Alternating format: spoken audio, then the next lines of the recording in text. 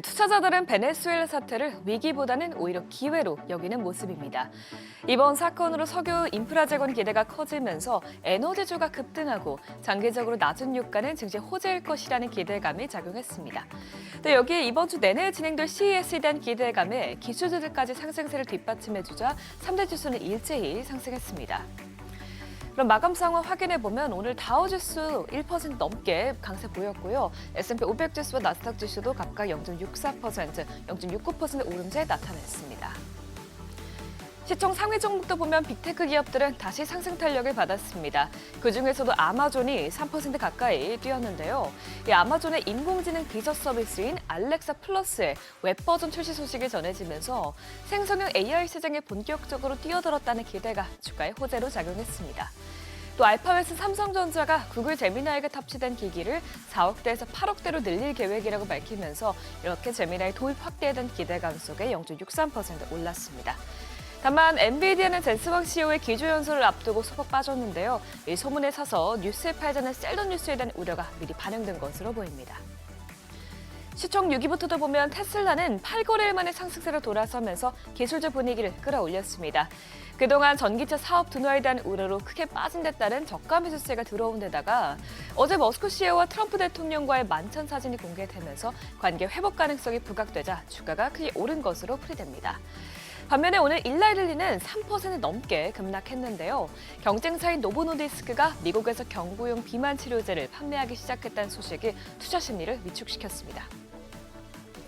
투자자들은 이번 베네수엘라 지정학적 갈등을 빠르게 경제적 효과로 계산하고 있는 모습인데 그러면 어떤 기업들이 수혜주로 꼽히고 있을까요?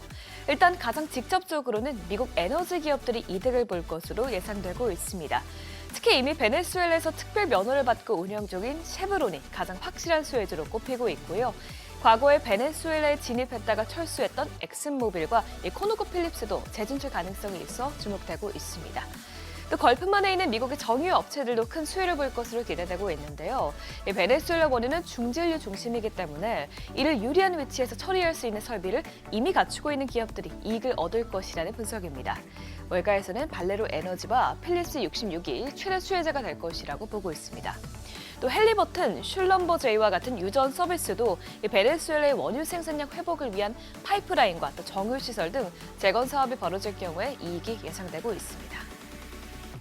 이번 주 투자자들의 시선은 거시경제 지표로도 쏠려 있는데요. 베네수엘라 사태에 이목이 쏠리다 보니 밤사이 나온 이 지표는 큰 영향을 미치진 않았습니다. ISM에 따르면 12월 제조업 PMI는 47.9를 기록하면서 전달보다 소폭 낮아졌습니다. 특히 생산과 재고 지수가 하락하면서 제조업 활동의 위축 흐름이 더 빨라진 것으로 나타났습니다. 다만 이보다는 이번 주에 나올 고용 지표가 시장의 방향의 역할을 할 것으로 보여집니다. 앞으로 나올 지표들이 금리 경로의 방향을 설정해 주겠지만 일단 연준위원들은 지난해 금리가 3차례나 내려간 만큼 대부분 매파적인 발언을 내놓고 있습니다. 간밤 닐 카스카리 미니애폴리스 연은 총재는 미국 기준금리가 중립 수준에 근접해 있다면서 추가 금리 인하 폭이 크진 않을 수 있다고 밝혔고요. 또 로레타 말서 클리블랜드 전 연은 총재 역시 관세 요인을 제외하더라도 물가 상승 압력은 아직 안심할 단계가 아니라면서 추가 인하에 신중해야 한다고 말했습니다. 오늘은 위험자산 선호 심리도 살아났지만 안전자산도 지정학적 갈등에 대한 해칭으로 덩달아 강세 보였습니다. 국채금리는 연준위원들의 매파적인 발언에도 장단기물 모두 하락했는데요. 10년물 금리가 0.03%포인트, 2년물 금리도 0.01%포인트 내려갔습니다.